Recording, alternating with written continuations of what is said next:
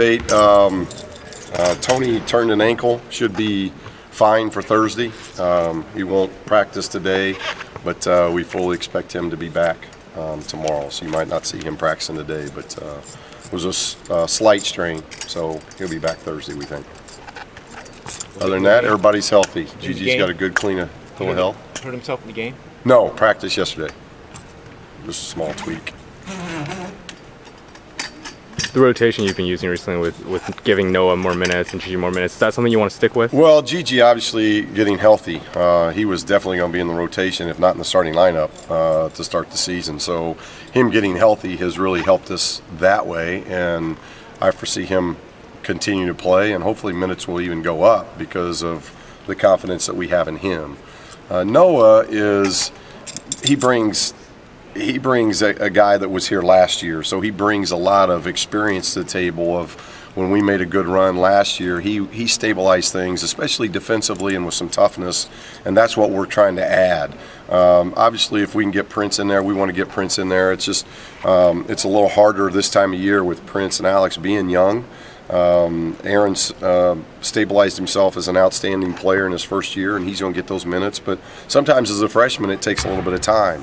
I think we'll still get Prince in there, but we are using Noah a little bit. How much we continue to do that will determine on production and those type of things. Earlier in the year, you compared Prince to Norman and kind of said he was a little bit behind defensively, probably ahead offensively. Right. What do you think? What has he shown in the conference season defensively? Yeah, and again, young Norman, not Norman as a senior. Norman developed into a pro, obviously. So, and we hope that's what happens to Prince as well. And I think it'll be that same type of attrition that needs to take place. And Prince has got to be a very patient player and patient person. Doesn't always happen in today's world. So many players get impatient and think it's going to happen overnight, and it doesn't. And Norman is case in point of staying in school 4 years and taking your lumps, learning, getting better.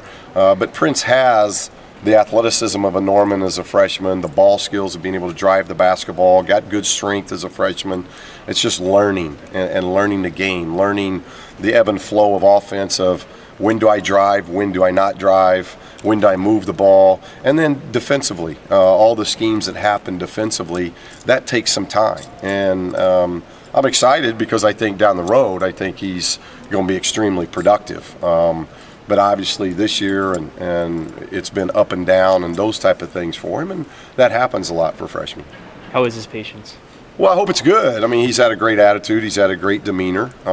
He's been very understanding in our one-on-ones and our film sessions that we have. I think he's very eager to learn. And I think, he's like a lot of guys, they end up start playing and they understand, it's a little different in high school. It's a little different than AAU. And then some guys don't ever get it. And I do think Prince gets that. And we've seen his work ethic change. He's working harder. He's doing the things that he needs to do to try to get better. And I still hope and believe that he'll make a difference by the time it's all over with. We're going to need that. It's like Tony tweaking an ankle in Monday's practice, or you just never know when your number's going to be called on. It's not the best of roles, and I've told Noah that, and Noah has accepted it and really done a good job throughout his career. It's not the most glamorous role, it's not a great role, but it's a much needed role, and he does it very well. You've coached in some tough conferences before. How does this one top to bottom? Yeah, this one top to bottom in 25 years would mirror, maybe a couple of the years that I had in the Big Ten of just being top to bottom. And I think easily ACC, Big 12, the Pac-12, the best leagues in the country because of the parity we have top to bottom. Somebody just told me today we've got 11 games left and we play each team once. So that's kind of interesting to look at it, but you're going to play each of these really good teams one time. I think 6 are at home, 5 are on the road. So you take it obviously one game at a time, but there are a lot of leagues where if you looked at that, you're like, there's 4 or 5 that you feel pretty good about. This year, regardless of whether you're playing home or you're playing on the road, you've got to play well. And if you don't play well, you really run the risk of getting beat. And that makes it fun. It's going to be fun for fans. It's going to be fun for nationally to look at it. It's going to be nerve-wracking for coaches. That's for sure in the next 6 weeks, because each game, regardless of preparation, your team has to play well, home or on the road. But it does make for a great run, and it really sets up for an incredible Pac-12 tournament. Do the players understand how tough this league is? Well, I would think so. I hope so. They've been through 7 of them already. We got a Washington team coming in here that I think they're 5-2 in first place right now, 2 games shy of the midpoint, and they've been in 3 overtime games. 1 double overtime with us, and an overtime game with Washington State, and an overtime game with Utah. So here's the league leader right now that's already had 3 games that went extra time, and so it just speaks volumes of just how competitive this is. You're going to have a lot of possession-by-possession games, going down to the wire, foul shooting, value in the ball, getting a defensive stop.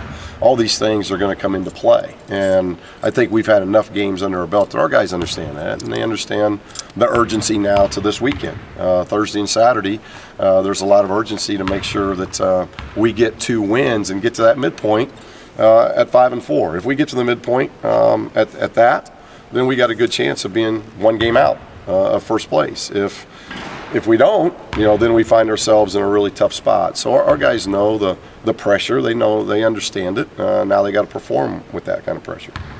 Washington's a team that really likes to push the pace and Absolutely. play fast. How do you feel you match up with that now versus maybe beginning of the month? Well, it was a great game in Seattle. It was a tremendous game as far as the pace and those type of things. We turned the ball over too much.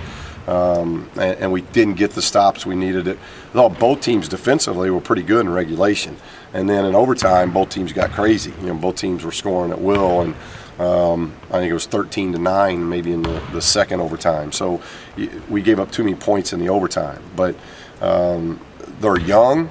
And they come in and they play extremely hard, and they want to get up and down the floor. Obviously do a lot of switching defensively, which a lot of teams we don't see doing that. So they present a different animal defensively. And then offensively, when you got a guy like Andrews who creates a lot of offense for himself and a lot of offense for teammates, it starts with him and then it kind of just goes out. But their bigs are good, they're athletic, and it's the athletic teams right now. If you look at our losses, it's been the overly athletic teams that have given us problems. So we've got to figure that out, and whether it's controlling tempo, making sure we get the quality shot. I think we had 25 turnovers up in Seattle. We can't do that. Now, since then, we've really done a good job of handling the ball. So if we can reduce those turnovers in half, that means we get 50% more of possessions. That'll help not just our offense, but it'll help our defense, because I thought the turnovers in game 1 affected what we did defensively. There were, I don't remember how many fouls. There were a lot of fouls. Yeah, I think there was about 60 some odd free throws in that game. They're 90, I think. Yeah. I think you guys shot 50. Yeah. Yeah. Was that a product of the way these 2 teams matched up, or was it kind of just a one-off? It's hard to say, and going back and looking at that tape, we played just about everybody. Ike was in that game. Alex got minutes in that game. We were in severe foul trouble. Our bigs were in foul trouble. Aaron fouled out in regulation, so we didn't have Aaron in either of the overtime sessions.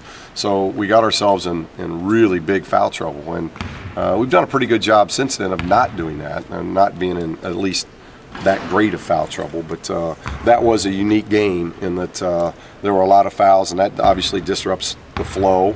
We did a good job of making free throws. That's really what kept us in the game.